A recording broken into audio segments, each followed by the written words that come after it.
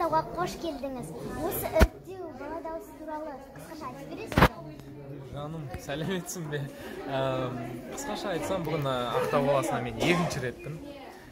Осы жобаның мен жүргізуші болып келемін. Көптеген, мынау 8-ші қала негізі. Ақтау по счету дейміз ба енді. Өте қатты ұнады маған. Ақтау қаласында көптеген талантты, дарынды, керемет, қарапайым, талантты балдарымыз көп екен. Бейбіт Қышқалиев бүгін негізгі тәлімгер Маңғыстау облысының өзінің, яғни енді бірге суперфиналға жолдама алатын қызды таңдады. Жақсы, пока. Енді сол өте қатты ұнап жатыр маған бала дауысы. Сізге ше? Шағанның ізбасарлары осы біздің елде әлде де шыға ма? Әрине шығады, өйткені негізі қазақ халқында тарихта көптеген әншілер болды, негізі өздерін бүкіл әлемдік деңгейге шығарып. Енді қазіргі заман Димаш ағаларындікі өзінің талантты, дарынымен негізі досым өзімнің де кезінде айтатын маған Қытайға барам, ары қарай көрсеткім келеді, тек қана алға деп айтқан болатын. Көптеген әншілер қазір біздің Қазақстанда, балақайларымыз көптеген солар Димаш ағаларына ұқсағысы келеді. Ол да бір жағынан дұрыс, керемет деп ойлаймын. Димаш ағам қазір көптеген әндерді орындап жүр. Соның бірінде португалдық Лара Алейша Димаш ағамның «Ұмытылмас күн» атты өлеңін айтты. Мен сонымен сұхбат алып едім. Соны көрдіңіз ба? Көрмесеңіз, менің каналымнан көріңіз. Ондай болса мен әрине көрем. Мен негізі білмеппін бұл жағын, бірақ ән шырқалғанын білем, бірақ сіздің каналыңызға мен әрине бүгін барып подписка жасап көретін боламын. Сізге рахмет қысқаша сұхбатыңызға. Сізге сәттілік тілеймін. Ой, рахмет. Негізі мен былай сәттілік, бірақ былай жасаймын. Менің трендім. Бит, қолыңды бит. Молодец. Пока. Қайырлы кеш десек те болады. Толғанай апа, осы киелі Маңғыстауға қош келдіңіз. Рахмет, сұлу. Осы іріктеуден кейін кішкене шаршап тұрған шығарсыз. Шыны керек, Маңғыстауға біз өте ұзақ жолдан келдік, шаршадық. Барлығын көздеріңіз көріп тұрсыздар. Бәрін құру керек, барлығын дайындау керек, дайындық бізде мықты болады. Әрбір іріктеуге ата-аналармен жұмыс істеген секілді, балалармен жұмыс, әрқайсысына біз көңіл бөліп кішкене шаршау бар. Бала дауысы ән байқауы ол Қазақстанда ең ірі беделді болып саналады. Сіз осы бала дауысы туралы бір қысқаша айтып бересіз ба? Бала дауысы шынымен де сөзімді растаймын. Бұл ең үлкен беделді байқаулар. Байқаудың бірегейі. Мен бұл байқауды шын жүрегіммен жақсы көремін, себебі бұл байқау үлкен махаббатпен жасалынатын байқау. Байқауымыз осымен 4-ші мәрте өткізіліп жатыр елімізде. Және біз әрбір облыс орталықтарын аралайтын жалғыз ғана байқау. Өткен жылғы іріктеудің айырмашылығы бар ма, ережелері өзгерді ма? Биылғы жылы біздің байқауымызға 8 және 12 жас аралығындағы балалар қатыса алады. Және де іріктеуіміздің айтып өте ерекшелігі, бізде қазір балалармен қоса іріктеу тыңдалымға ата-аналар кіреді. Яғни балалардың өнерлерін, басқа балалардың өнерлерін салыстырмалы түрде ата-аналар көріп тамашалай алады. Ақтаудағы іріктеу қалай өтіп жатыр? Ақтаудағы іріктеу өте қызықты, себебі Ақтау Каспий жағалауының, яғни Каспийдің толқынымен толыстап, осы Маңғыстаудың дарынды таланттары бізді таңғалдыруда. Өздерінің дарынды таланттарымен өте көп дарынды талантты балалар.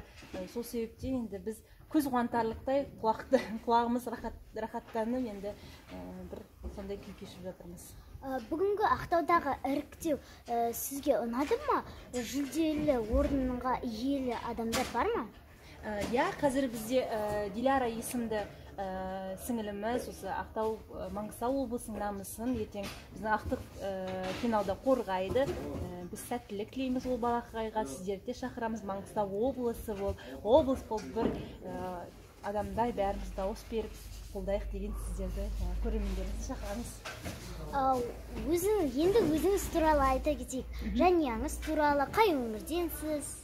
Мен өзім негізі туған жерім Қызылорда, бірақ ата-анам Ақтөбе қаласында тұрады, ал өзім Алматы қаласында тұрамын, көшпенді қазақпын. Алматы қаласында осы еңбек етіп жатқаныма 5 жыл болды. Осы байқауға ең алғашқы мені жұмысқа шақырып, осы енді байқауда өзімнің еңбегімді жасап жатырмын, үлкен махаббатпен. Қандай қызметте жүрсің? Мен осы байқаудың менеджері қызметін атқарамын. Балалардың шақыруы, хаттардың жазылуы, барлық балалармен жұмысты, жұлдызды үйде мен тұрамын балалармен. Мен мамандығым мұғалім болғаннан кейін, мен өзім негізі оқыған мамандығым бойынша мұғаліммін. Сол себептен балалармен жұмыс істеу маған ұнайды. Өнер жолына алып келуге сізге не себеп болды? Мен өзім негізі студенттік кезден кішкене осындай қоғамдық жұмыстарға белсене араластым. Және де мен андай офисный работник деп айтады ғой, офистік жұмыскер емеспін, себебі 9-дан 6-ға дейін отыра алмаймын жұмыста. Біздің жұмыссыз нон-стопсыз, яғни гибкий график дейді ғой, сондай себебі және бізге еркін. Себебі талантты балалармен жұмысы өте қызық. Енді қызық сұрақтар қоямын. Дайындалыңыз. Іріктеу кезінде қандай қызық жағдайлар болды? Іріктеу кезінде негізі жағдайлар көп, себебі әрбір бала өзінше бірегей, әрбір баланың өзіндік тәтті қылықтары бар. Бізге 7 жасарда кішкентай бүлдіршіндер келіп жатады. Енді олардың тәтті қылықтарын көріп, біз іріктеуге кіргіземіз, тыңдатамыз, себебі оларға да өсіп келе жатқан балалар болғаннан кейін ақыл кеңесімізді береміз. Және де кейбір балалар мысалы биді де билейді, әнді де салады, осымен қосып шпагатқа отырады. Бізде енді ондай жағдайлар көп. Неше түрлі әндерді айтады, күлдіртеді бізді. 2018 жылы Динас Лепова осы байқауға қатысты. Сіз оны танитын шығарсыз. Сол туралы айтып беріңізші. Әрине, Динас бұл ең біздің тәтті балақайымыз. Себебі біздің музыкалық продюсеріміз Әсет Арыстанбек, сіздердің менің алдымда интервью, яғни сұхбат беріп өткен. Әсет Арыстанбек сабақ, яғни вокал сабағына сол дайындайтын болды.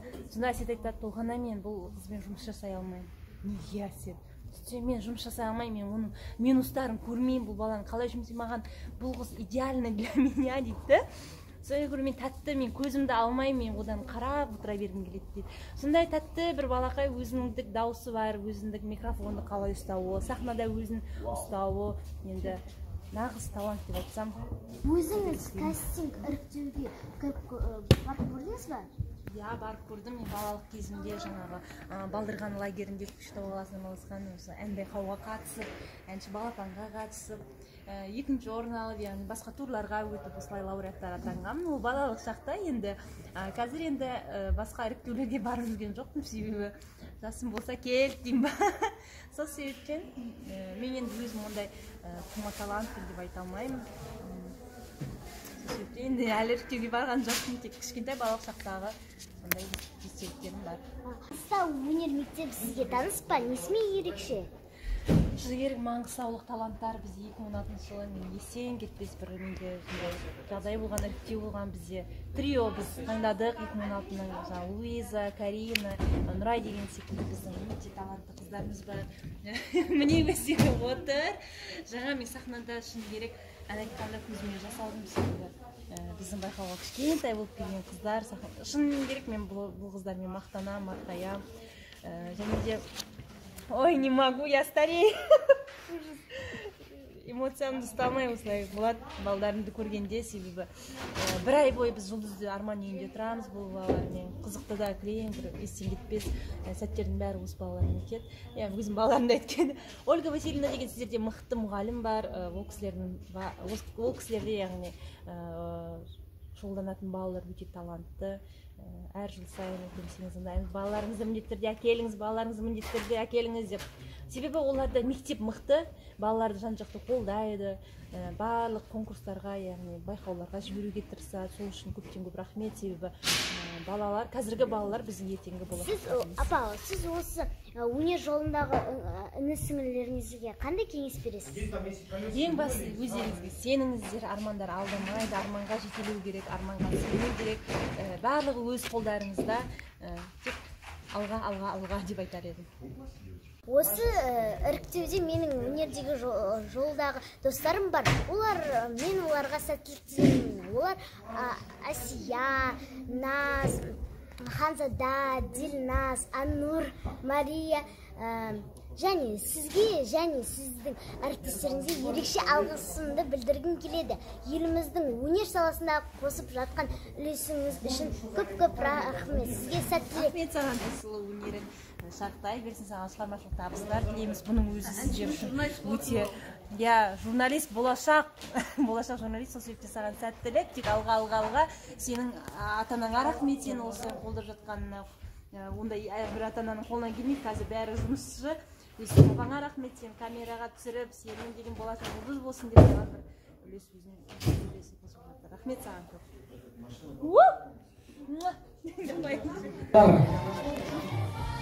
Қазір ең толқынысты сәттердің бірі, бәріміз түсініп отырған шығармыз. Өкінішке орай финалға бірақ қана жолдама бар. Енді оның айту үшін мен қазір Маңғыстау облысының тәлімгері, жұлдызды тәлімгері Бейбіт Көшқалиевті ортаға шақырғым келіп отыр.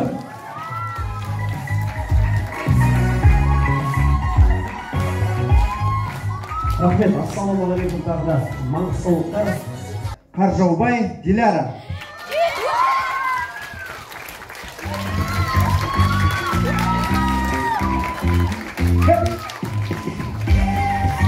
Құрметті достар, Маңғыстау облысының жұлдыз тәлімгерімен бірге бізде Диляра, қол-шапалақтарыңыз ертең Маңғыстау облысының намысын қорғайды. Қол-шапалақтарыңыз сіздермен бірге әлде қоштаспаймыз, жүздескенше сау саламат болыңыздар.